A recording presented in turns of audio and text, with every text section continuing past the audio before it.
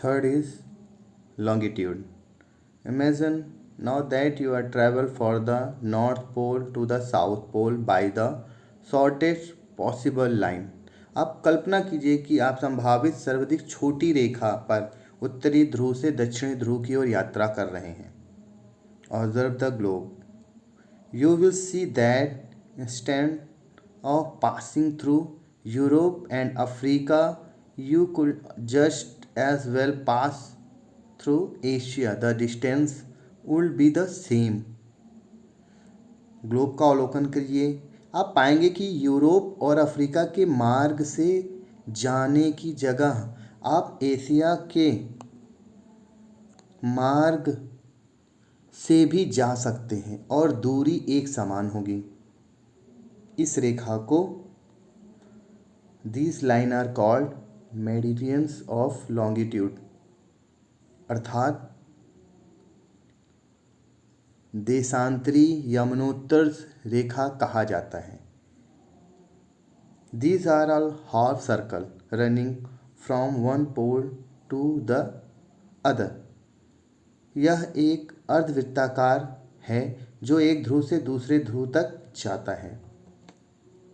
You will also learn in science that is Earth spins off on its axis.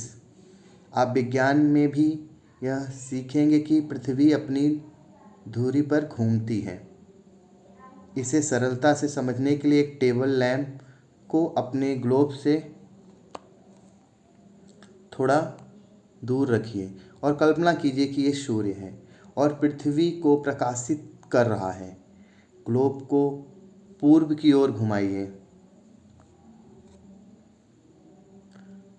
हम पूर्व की ओर घुमाने पर देख सकते हैं कि पृथ्वी की कुछ स्थानों पर प्रातःकाल है, अन्य स्थानों पर मध्याह्न है और अन्य पर साया या रात्रि है. जब एक देश में प्रातः नाश्ते का समय होता है, अन्य देश में मध्याह्न भोजन का समय होता है और किसी तीसरे देश में लोग रात्रि भोजन कर गहरी नींद में सो रहे होते हैं. इस कारण एक स्थान का देशांतर के माप द्वारा हम उस स्थान के समय को भी मापेंगे. आइए देखें कि यह कैसे संभव है. To measure longitudes we need to define a reference point called a prime meridian. देशांतर को मापने के लिए हमारे द्वारा प्रमुख यमनोत्तर कहे जाने वाले संदर्भ बिंदु को परिभाषित करना आवश्यक है.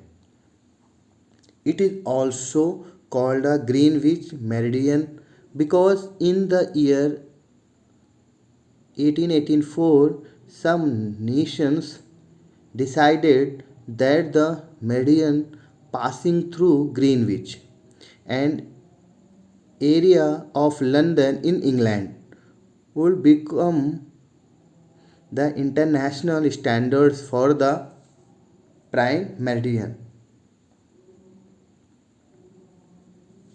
अर्थात इसे ग्रीनविच यमनोत्तर रेखा भी कहते हैं क्योंकि वर्ष 1884 में कुछ देशों ने तय किया कि इंग्लैंड में लंदन के एक क्षेत्र ग्रीनविच से गुजरने वाली यमनोत्तर प्रमुख यमनोत्तर के लिए अंतर्राष्ट्रीय मानक मानी जाएगी. इसे 0 डिग्री देशांतर के रूप में अंकित किया जाता है. It is marked as a 0 degree longitude.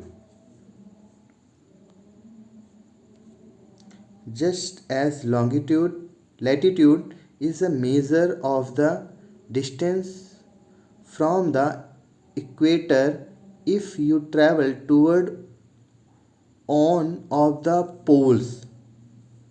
अर्थात देशांतर को मापने के लिए हमारे द्वारा प्रमुख यमनोत्तर कहे जाने वाले संदर्भ बिंदु को परिभाषित करना आवश्यक है.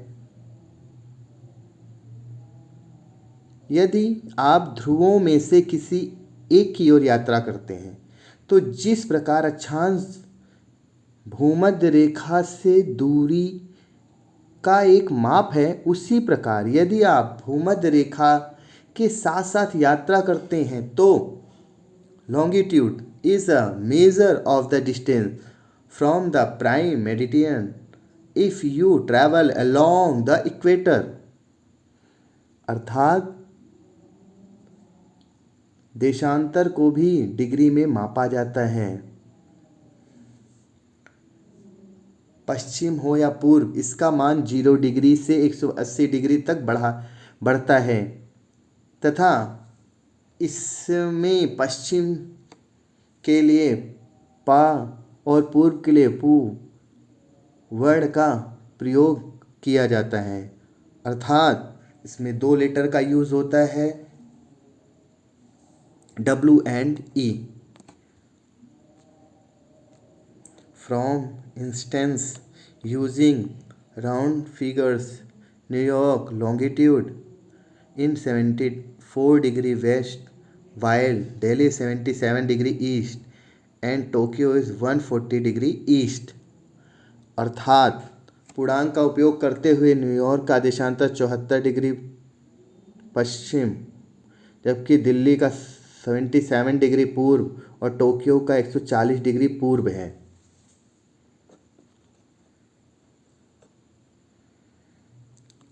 Latitude and longitude together are the 2 coordinates of a place.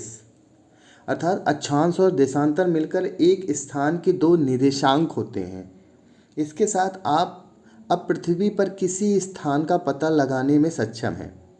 इस प्रकार जब ये कहा जाता है कि Delhi 29 degree north latitude and 77 degree east longitude पर स्थित है, तो इसे आप भली बात समझ सकते हैं। अर्थात यह डिग्री अनुमानित रूप से पूर्ण है किंतु सटीक नहीं है। This value are the rounded off, not exact. Figure number 1.3 on a page 15 show the parallels of latitude and the meridians of longitude together on the globe is blue line। अब पृष्ठ संख्या 14 पर चित्र संख्या 1.3 में नीली रेखा ग्लोब पर अक्षांश और देशांतर के यमनोत्तर को दर्शाती हैं। यह सभी रेखाएं मिलकर ग्लोब पर एक ग्रिड बनाती हैं, जिसे ग्रिड रेखा भी कहा जाता है। It means all these lines together constitute a grid for a globe. These are called grid lines.